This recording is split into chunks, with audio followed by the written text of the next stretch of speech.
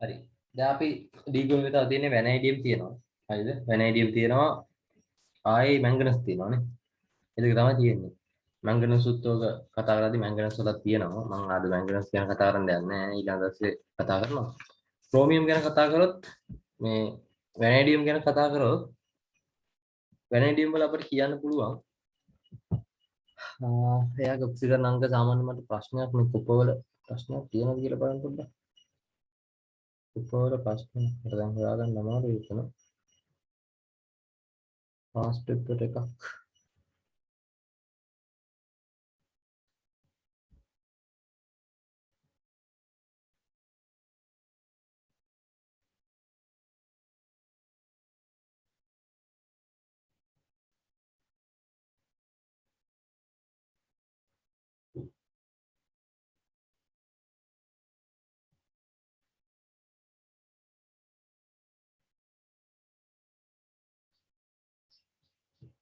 හරි කමන්නේ. ඒක මේ මම පොඩ්ඩක් බලලා කියන්නම්. කරන්න ඕන ප්‍රශ්නේ මොකද්ද කියලා.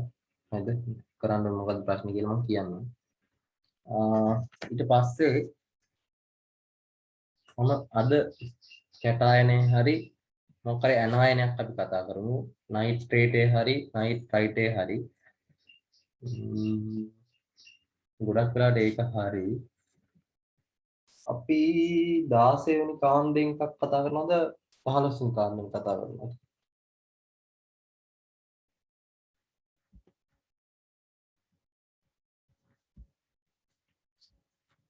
එළ නෑ කින්න.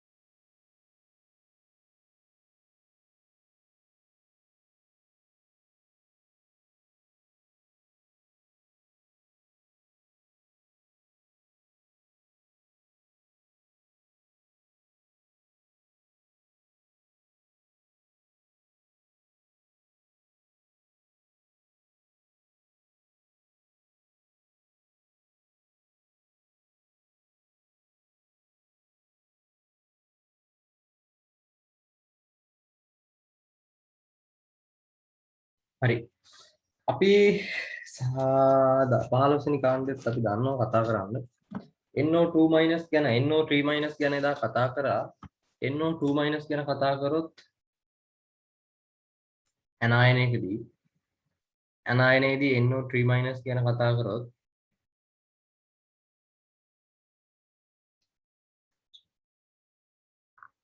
වෙනවනේ NO2- ගැන කතා කරා. NO3- ගැන අපි එදා කතා කරා. හරිද? NO2- ගැන කතා කරොත් මොනවද දන්නේ ඒවා? නිකන් දන්නේ ඒවා කියමුකෝ අපි. තනුක අම්ලයක් එක්ක ප්‍රතික්‍රියා කරොත් අපි දන්නවා දුඹුරු පාට NO2 වායුව ලබා දෙන්නේ එකම ප්‍රභේදය මෙයා. තනුක අම්ල සමග රතු දුඹුරු වර්ණවත් වායු ලබා දෙන එකම අවස්ථාව. ලබා දෙන එකම කාණ්ඩය. හරිනේ? ඊට පස්සේ අපි දන්නවා නයිට්‍රේට් වලට දැන් NO2- ඉන්නේ ධන 3. හරිද? එයාට ධන 5 බවට ඔක්සිජන් වෙන්න පුළුවන්. ඒ කියන්නේ නයිට්‍රේට් වලට ඔය මොකක් හරි KMnO4 හරි හරිද? ඩයික්‍රෝමේට හරි ක්‍රෝමේට හරි ඔය මොනවා දැම්මත් හරිද? වර්ණ විපර්යාසය වෙනවා. වර්ණ විපර්යාසය වෙනවා. උදාහරණයක් විදිහට මෙයා දැම්මොත් එම්ෙන් ධන දැම්මොත් මෙයා දම් පාට එම්ෙන් ධන බවට පත් වෙන ආවරණ වෙනවා. ක්‍රෝමියම් ධන 3 තැඹිලි පාටයි. එයා ක්‍රෝමියම් ධන 3 බවට පත් වෙනවා මේක කොළ පාටයි. එහෙම වර්ණ විපර්යාස වෙනවා. හරිද? ඒ කියන්නේ ඔකට අදාළ දුල් සමීකරණය පිළිගුවොත් කොහොමද එන්නේ කියන්නේ? NO2- අනිවාර්යයෙන් මේ වගේ නම් අහනවා තමයි. MnO4- ගත්තොත් MnO4- යනවා Mn ධන 2 බවට. නයිට්‍රේට් යනවා නයිට්‍රයිට් යනවා නයිට්‍රේට් බවට. එතන මෙතන ධන 7යි මෙතන ධන 2යි මෙතන ඔක්සිජන් අංක වලෙන්ස 5යි මෙතන ධන 3යි මෙතන ධන 5යි ඔක්සිජන් අංක වලෙන්ස 2යි මේ දෙක මෙතනට දානවා මේක මෙතනට දානවා මෙතන 5ක් නිසා මේක 5යි මෙතන 2ක් දානවා ඊට පස්සේ ඔක්සිජන් ගාන තුලට කරන් ජලාණු දාන 4 වල 2 8යි 8යි 18ක් තියෙනවා මෙහි 15ක් තියෙනවා ඒතර ජලාණු දාන්න ඕනේ මෙහෙට 3ක් 3යි H2O ඒක බැලන්ස් කරන්න හයිඩ්‍රජන් දාන්න හයිඩ්‍රජන් මෙතින් එතන වෙනවා 6යි H+ 6යි H+ එතකොට 2 දෙනවා හරිද K මෙන්න පොදෙන් මර පස්සේ මේ වර්ණ විපර්යාසය වෙනවා එතකොට මොකක්ද වෙන්නේ මේක දම් පාට එක්කනවා මේක මොන වෙලා ආවරණ වෙලා නැත්නම් ලාරෝස ආවරණ ලාරෝස ඒ වගේ වෙලා හරිද ඔව් ගන්න පුළුවන් ඊට පස්සේ NO2- වලට KI ද්‍රාවණයක් යොදලා ඇසිඩික් වගේ එකක් යොදුවට පස්සේ I2 නිදහස් වෙනවා ඒක අර මේ ඒකෙත් I කියන එක තමයි මොනවා බවට පත් වෙනවා I2 බවට ඔක්සිකරණය. නමුත් උතන NO2- කියන එක එතනදී I- ඔක්සිකරණය වෙනවා. හරිද? ඒකත් ගොඩක් වැදගත් එකක්. හරිද? ඒ කියන්නේ I- ද්‍රාවණයකට ඒක දැම්මම පස්සේ සාමාන්‍ය ඇසිඩික් වගේ එකනකුත් දානවා අපි. හරිද? ඒක සාමාන්‍යයෙන් දාන්න එක ඒකේ ඔක්සිකරණය වෙන ප්‍රභේදයක් එතනදී වෙන්නේ නැහැ. ඇත්තටම KI ද්‍රාවණයක් දැම්මම පස්සේ අන්න මේ ඔක්සි හරණය වෙනවනේ මෙයා. NO2- මෙතනදී ඔක්සිකරණය වෙන්නේ. මෙතනදී KI වගේ ද්‍රාවණයක් දැම්මම පස්සේ ඒක සාමාන්‍ය ඇසිටික් වගේ දුබල අම්ලයක් එක දාන්නේ. ආම්ලික මාධ්‍යයේදී ප්‍රබල අම්ලයක් දාන්නේ නැහැ මෙතනදී. ඇසිටික් වගේ දුබල අම්ලයක් තමයි දාන්නේ සාමාන්‍යයෙන්. හරිද? එතකොට ඕක දැම්මම පස්සේ I- මේ I- I2 බවට පත් වෙනවා. මෙයා NO2 NO බවට පත් වෙන්නේ. ඒ දෙක පොඩ්ඩක් මතක තියාගන්න. මේක උදාසීන කාණ්ඩයක්. මේක උදාසීන කාණ්ඩයක්. හරිද? KI වගේ දැන් ද්‍රාවණයක් දැම්මොත් මේක හදාගන්න පුළුවන්. NO2- ආයි මොනවද NO2- ගැන තනුකම් මෙයාලා මෙයා කරගන්න පුළුවන් මේක පුළුවන්. මෙයාලා සාන්ද්‍ර අම්ලත් එක්ක දෙනවා. ඒක හරි. සාන්ද්‍ර අම්ලත් එක්ක දෙනවා. මේ ඒ ටික අපි දන්නවනේ මේවත් එක්ක දෙනවා කියන්නේ තනුකම්ලත් එක්ක දෙනවා කියන්නේ අනිවාර්යෙන් සාන්ද්‍ර අම්ලත් එක්ක ප්‍රතික්‍රියා කරනවා. ඒක අවුලක් නැහැ. හරිද? දුඹුරු වලේ පරීක්ෂාවට මෙයා උත්තර දෙනවා. නමුත් කාත් එක්ක දුඹුරු වලේ පරීක්ෂාවට උත්තර දෙනවා. ඒ කියන්නේ කවුරුද දාන්නේ අලුත් සෑදූ පෙරස් සල්ෆේට් වලට තනුක H2SO4 දැම්මත් හරිද?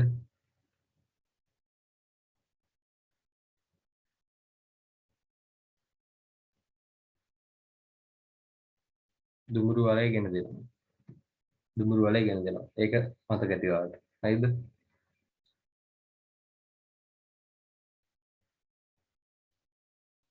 ආයෙ මොකද්ද අපි කතා කරේ කොප සුළුන් එකෙන් බෑ. ආයෙ අපි එදා කතා කරා මොකද්ද? තව මොකක් හරි එකක් කතා කරානේ. ඇලුමිනියම් කුඩු පරීක්ෂාවනේ. ඇලුමිනියම් කුඩු පරීක්ෂාවේදී ඒත් වෙනවා. ඒ කියන්නේ නයිට්‍රේට් නයිට්‍රයිඩ් දාවණයකට ඇලුමිනියම් හෝ උභය ගුණ එකක් එක්ක ඇලුමිනියම් සමග සෝඩියම් හයිඩ්‍රොක්සයිඩ් දැම්මට පස්සේ මොකද වෙන්නේ? ඇමෝනියා පිට වෙනවා. කටුක් ගඳක් සහිත ඇමෝනියා පිට වෙනවා.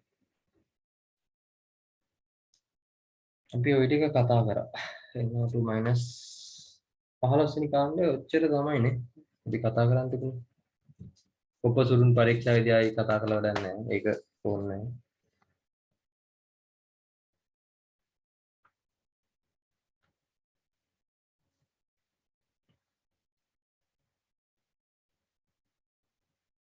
මම ওই කැටායනයි ඇනායනයි හඳුනා ගන්න විදිහ තමයි ඔය ඉස්සෙල්ලා කතා කරන්නේ. හරිද? ඊට පස්සේ HNO3 කොහොමද?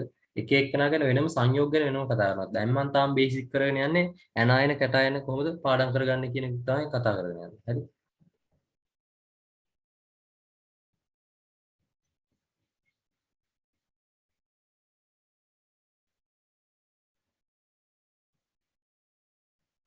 හරි ඊට පස්සේ ප්‍රශ්නයක් කරමු. ප්‍රශ්නයක් මම මේ කොපවල හෙව්වේ දැන් කොපවල හොයාගන්න බැරි වුණා.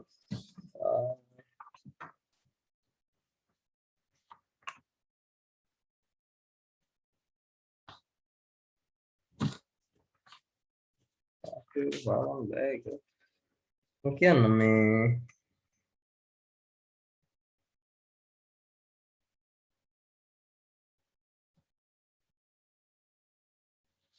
කොපම වෙන්න ඕනේ නෑනේ හරිද? මම වෙන ප්‍රශ්නයක් දෙනවා මොකද්ද කියලා ඔයාලා තීරණය කරන්න කරපු ඒවා වගේ. හරිද? ඊට පස්සේ මේ ප්‍රශ්නේ ලියන්නකෝ. මම ප්‍රශ්නේ දාන්නම් හරි ගෲප් එකට දාන්නම් මේ ප්‍රශ්නේ ලියන්න විනාඩි 5ක් යන්න විනාඩි 5ක්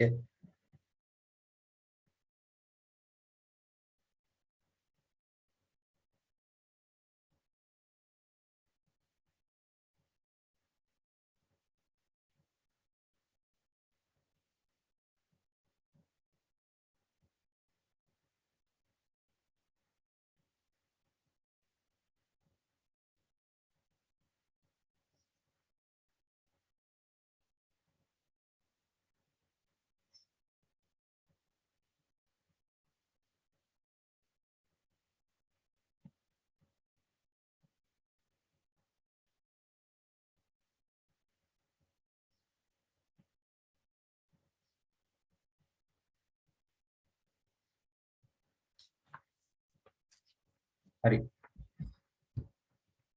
මම ප්‍රශ්නේ දාලා තියෙන්නේ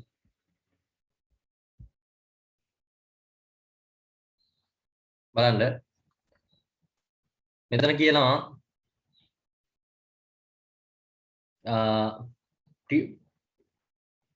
M පළමු පෙළ 3D යාන්ත්‍රික මූලද්‍රව්‍යකි මේ මූලද්‍රව්‍යයේ පරමාණුවේ යුග්ම වූ ඉලෙක්ට්‍රෝන 6ක් යුග්ම වූ ඉලෙක්ට්‍රෝන 6ක් තියෙන කාගේද 4s1 3d5 නේ යුග්ම වූ ඉලෙක්ට්‍රෝන 6ක් තියෙන මෙයාගේ එක සැර ඉලෙක්ට්‍රෝන මෙන්න මේ 1යි 2යි 3යි 4යි 5යි මෙයාගේ 1යි 6යි මේ කවුද ක්‍රෝමියම් හරිද යුග්ම වූ ඉලෙක්ට්‍රෝන 6ක් තියෙන මෙයාගේ ආයි කාගේවත් නෙවෙයි හරිද ඊට පස්සේ M කියන එක කන 3D එකක M කියන්නේ ක්‍රෝමියම් ඊට පස්සේ M හි සම්පූර්ණ ඉලෙක්ට්‍රෝන වින්‍යාසය මේක ඉස්සරහින් එනවා මොකද්ද අර ආගන්ට නේව ටික ලියන්න මේක තමයි ඉලෙක්ට්‍රෝන වින්‍යාසය ඊට පස්සේ M ධන තුන ද්‍රාවණයක් ජලීය ද්‍රාවණයක් සෝඩියම් හයිඩ්‍රොක්සයිඩ් H2O2 සම ගුණසුම් කළ විට සිදුවන ක්‍රියාව සඳහා ප්‍රතික්‍රියාව සඳහා තුලිත රසායනික සමීකරණය ලියන්න කියලා කියන්නේ. ඕකේ තුලිත රසායනික සමීකරණය ලිව්වට පස්සේ මොනවද හැදෙන්නේ කියන්නේ? ක්‍රෝමියම් ධන තුන චාරීය මාධ්‍යයේදී H2O2 දැම්මට පස්සේ ක්‍රෝමේටේ බවට පත් වෙනවා. ක්‍රෝමේටේ බවට පත් වෙනවා. අපි ඒවා කතා කරානේ. හරිද? ප්‍රතික්‍රියාව ලිව්වා. H2O2 ඉතින් ගත්තට පස්සේ ඔය තුලිත කරාට පස්සේ මට 2යි 3යි එතන එකක් එනවා. ක්‍රෝමියම් කීයක් ආවද? දෙකක් නේද? මතක විදියට 2යි H2O2 H2O2 තුනක් ආවා. මාරු කරේ මයින් පැත්තට බලන්න ටිකක් ඔය 2යි 3යි හරිද? ඔක තමයි ප්‍රතික්‍රියාව ශාරීරික මාධ්‍යයේදී අපි ඔය ප්‍රතික්‍රියාව කතා කරා. හරිද?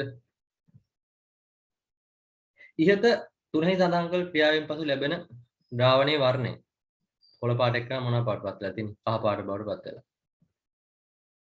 මේක නිල්දම් කියලා කියනවා අපි මේ ඒ ජලී ද්‍රාවණයේදී නම් ඒක ආම්ලික මාධ්‍යයේ නම් කොළ පාට ඒක අපි කතා කරා. තුනෙහි ලැබෙන ඵලය ඔක්සිකරණ අවස්ථාවේහිම පවතින M හි වෙනත් සංයෝග දෙක. තුනෙහි සඳහන් කර ලද ඔක්සිකරණ අවස්ථාව. තුනෙහි සඳහන් කරලා කියන්නේ ධන තුනේත් දන්නේ. මම කාගේ අහනවද කියලා නම් දන්නේ කාගේද දන්නේ ධන M හි සඳහන් M වල තුන කොටසේ සඳහන් තුලිත කරන්නේ. ධන තුනේනේ තියෙන ධන තුනේ ධන 6 අහනවත් දන්නෙත් නැහැ ඔය. සංයෝග තුනක් ලියන්න තියෙන්නේ මේ ධන තුනේ තමයි අහනවා ඇත්තේ. ගොඩක් අය ධන තුනේ සංයෝග තියෙන්නේ හරියද? ක්‍රෝමියම් ඇමෝනියත් එක්ක හයක් හදන්න ධන තුන ගන්න පුළුවන්. ඒක අර ගොඩක් අවස්ථාවල අඩුයි. ඒක නිසා ගොඩක් වෙලාවට හොඳයි මේක ලියනවට වඩා මොකද්ද? ක්‍රෝමියම් වල තියෙන ඒවා මොනවද? Chromium hydroxide. අයන මුකුත් ලියන්න කියලා නෑනේ. සංයෝගනේ ලියන්න තියෙන්නේ. හරිද? සංයෝග ක්‍රෝමියම් හයිඩ්‍රොක්සයිඩ් ලියන්න පුළුවන්.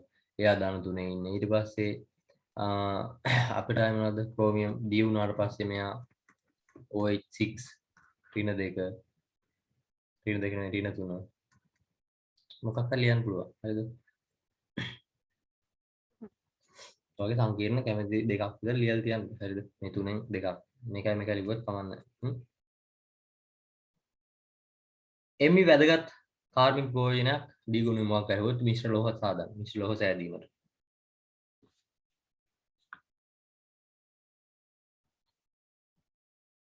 අනිත් ප්‍රශ්න කරන් චූටි වෙලා දෙන්න ඉක්මන් කරන්න. තව චූටි වෙලා දෙන්න.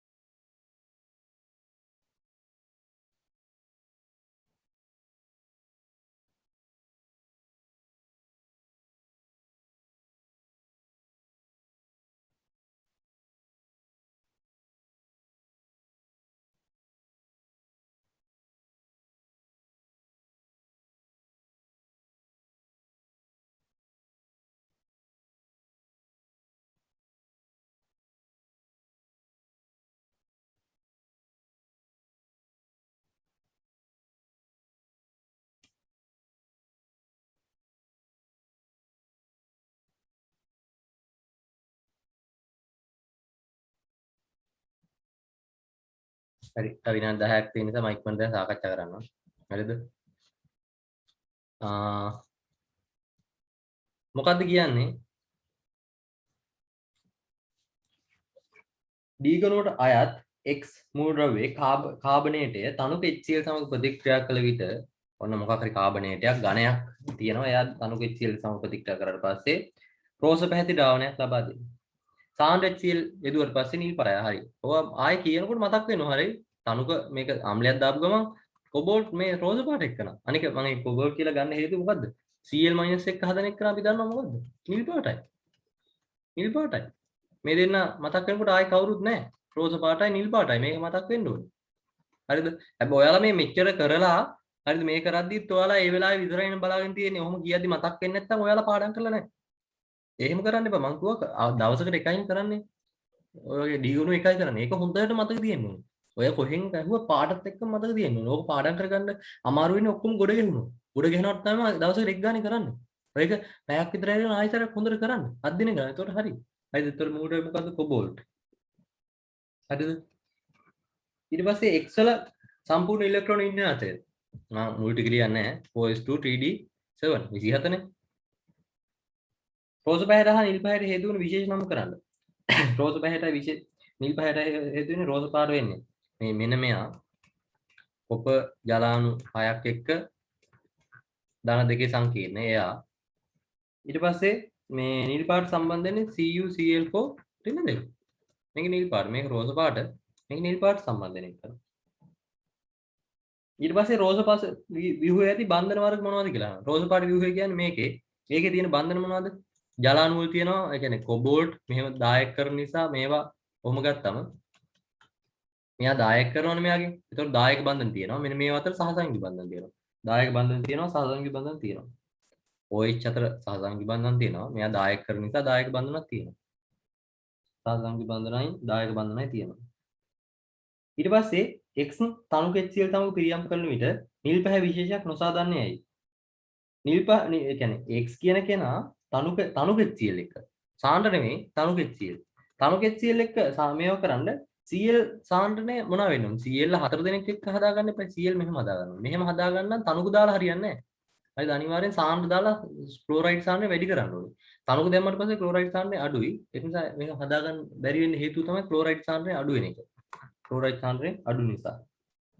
තනුක අවස්ථාවේදී සංකීර්ණයේ සෑදීමට ප්‍රමාණවත් ක්ලෝරයිඩ් සාන්ද්‍රයක් නොලැබීම.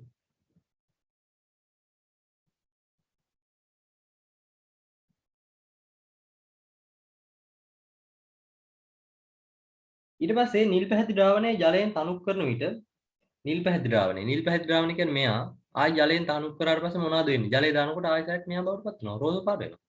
දැන් මෙයා මෙහෙම තියෙන එක නා ක්ලෝරයිඩ් දාලා සාන්ද්‍ර වැඩිපුර ක්ලෝරයිඩ් දැම්මට පස්සේ මෙයා නිල් පාට වෙනවා. එයාට ආයි ජලය දාගෙන යනකොට ආයි මේ ජලයත් එක්ක හදන සංකීර්ණයට එනවා. ඒ කියන්නේ රෝස පාට එක්කන බවට පත් වෙනවා. එයා නැවත රෝස පැහැයට හැරෙනවා. එක්සි සංයෝග එක් වෛද්‍යමය ප්‍රයෝජනයක් හා එක් කාර්මික ප්‍රයෝජනයක් ලියන්න. වෛද්‍යමය ප්‍රයෝජනයක් විදිහට අපි යොදා ගන්න පුළුවන් මොකද්ද? පිළිකා සඳහා යොදා ගන්න ඒ රේඛ හදන්න යොදා ගන්නවා. ඒ වගේම අපි කොබෝල්ට් 60 චිකිත්සාව කියලා එකක් කතා කරා. කොබෝල්ට් 60 චිකිත්සාව කරන්න යොදා ගන්නවා. කාර්මික ප්‍රයෝජන තමයි මිශ්‍ර ලෝහය. කාර්මික ප්‍රයෝජනේ මිශ්‍ර ලෝහ සෑදීමට. හරි. බලන්න පොඩ්ඩක් හිතලා බලන්න ඔයාලා අපි දැන් පැයක් විතර ඇතුළත හරිද? පැයක් විතර ඇතුළත ප්‍රශ්න දෙකක් කරා. හරිද? D ගුණ එක මූලයක් සාකච්ඡා කරා. ඊට පස්සේ SPD වල ඇනයිනක් කතා කරා. හරිද? ඒත් වර ප්‍රශ්න දාන්නත් වෙලා අරගෙන ප්‍රශ්න කරන්න දීලා පැයක් ඇතුළත බලන්න කොච්චර වැඩක් කරගන්න පුළුවන්ද කියලා. දැන් ගොඩක් ළමයිට වෙලා මදිලු. හරිද? මම මේ කියන කතාව කරන්නේ. හරිද? ගොඩක් ළමයිට වෙලා මදිලු. වෙලා මදි නෑ. වෙලා මදි වෙන්නේ ඔයාලා කරන වැඩ. ඔයාලගේ ඔළුවේ ටාකට් එකක් නෑ. මම අද දවසේ මේ ටික කරන්න කියලා. තියාගන්න මොකක්ද ටාකට් එකක්. බලන්නකො ඔයාලා චුට්ටක් හිතලා බලන්න අපි මේ පැය ඇතුළත හරිද උදේ නැගිටලා මේ කරන පැය ඇතුළත ඔයාලගේ ඔළුවට ලොකු දෙයක් දාගන්නවා. හරිද? ඒ පැයක් ඇතුළත කරන වැඩ ප්‍රමාණය බලන්නකො. ඔය පැයක් ඇතුළත අපිට මේ ඔක්කොමත් එක්ක සාකච්ඡා කරලා මෙහෙම කරගන්න පුළුවන් නම් ඇයි ඔයාලට බැරි ওই විදිහට පාඩම් කරන්න ප්ලෑන් එකක් හදාගන්න? පැයකට ඔච්චරක් කරනවා නම් පැය 14ක් 15ක් තිස්සේ වැඩක් කරා නම් කොච්චර වැඩ ප්‍රමාණයක් කරගන්න පුළුවන්ද? හරියට වැඩ කරන කෙනෙක්ට. හිතන්නකෝ. හරිද? මේ D ගුණුව එහෙම ඒ කියන්නේ මේ SPD කියන්නේ අමාරු දේවල් නෙමෙයි. මම ඒකයි කිව්වේ. SPD වලට බය වෙන්න එපා. ඒකේ සම්පූර්ණ ලකුණු ප්‍රමාණය ගන්න පුළුවන්. හරිද? දැන් ඔයාලා ගොඩක් වෙලාට ඒවට බයෙන් ඉන්නේ. හරිද? පාඩම් කරන් තියෙන ඔයාලා පාඩම් කරන් තියෙනවා. ඒක හරි. නමුත් පාඩම් කරන ලේසි ක්‍රමයක් හදාගන්න ඔයා. හරිද? මොකක් හරි සින්දුවක් හරි එහෙම හරි කමන්නේ. හරිද? මම මේ විදිහට කරනවා. එක මූඩෝවයක් කතා කරා ඒකට අදාළ ප්‍රශ්න ටික කරා. මට මේ කොබල් මේ කොබ ගැන එකක් හොයාගන්න බැරි වුණා. හරිද? මම ඒකට ප්‍රශ්නයක් හොයලා දෙන්නම්. ඔයාලත් ඉතින් කරගෙන යන්න. හරිද? ඔයාලට හැබැයි මම කිව්වා දැන් එකපාර කියද්දි මතක් වෙන්න ඕනේ. හරිද? නැත්නම් හරියන්නේ නැහැ. එකපාර කියද්දි මතක් වෙන විදිහට හොඳට පාඩම් කරගන්න. ලස්සනට පිළිවෙල නෝට් එක ලියා ගන්න. කටුකොල වල ලියා ගන්න නැතුව ලස්සනට පිළිවෙල ලියන්න. මොකද මේ ලකුණු කීයක් ගන්නක් මේ. හරිද? essay එකයි structured එකයි MCQ ගත්තට පස්සේ ලකුණු 35ක විතර කොටසක් හැදෙන්නේ ඔයාලා හිතුවේ නැතුණාට. හරිද? ඒක නිසා 35ක් නෑ 25ක් විතර කැලලක් හැදෙනවා. හරිද? මොකද මම කර්මාන්තත් මේකෙත් ඩයි මතක් කරනවා. ඒ ටික ඔක්කොම මතක් කරගෙන ගියාට පස්සේ ගොඩක් අහුවෙනවා. නිසා මේක ලොකු වැදගත්කමක් තියෙනවා හරියට කරන එකනට. පැයක් කියන එක නා මෙතනදී උදේ පැයක් නැගිට්ටා කියලා කිසි වෙනසක් වෙන්නේ නැහැ. මොකද ගොඩක් වටිනවා. හරිද? මේ මෙහෙම හොඳයි නේද කරන එක? කොහොමද මතක් කරනවනේ? ඔව් සර්. හරි මේ පාඩම් කරගන්න හරිද? ඔය ටික මතක් වෙද්දිම පාඩම් කරගන්න. මම ප්‍රශ්න ටික දානවා ඊයේ දාපු ප්‍රශ්නත් තව සාකච්ඡා කරන්න තියෙනවා. අපි හිමිට ඒවා සාකච්ඡා කරමු. හරි. මේ අද රැයට ක්ලාස් එක කරමු. මම තාම මේ වයිට් බෝඩ් එක අද දවල් තමයි ගේන්නේ. මේ රැයට කරගෙන මේ බය ගන්න එපා. හරිද? සිලබස් එක තව අපිට පාඩම් කීපයක් තියෙන්නේ. ඒ ටික කරගන්න පුළුවන්. අපි මේ උදේ වරුවෙන් කරන වැඩෙන් ලොකු ප්‍රයෝජනයක් ගන්න. උදේ මම කරන වගේ මේක විතරක් නෙමෙයි මේක වුණාට පස්සේ අනිත් ඒවාත් කරන්න පටන් ගන්නවා. හරි එහෙනම් good night නේ good morning හොඳයි ඉව බුස්සන්න වැඩ ටික කරන්න ඔක්කොමලා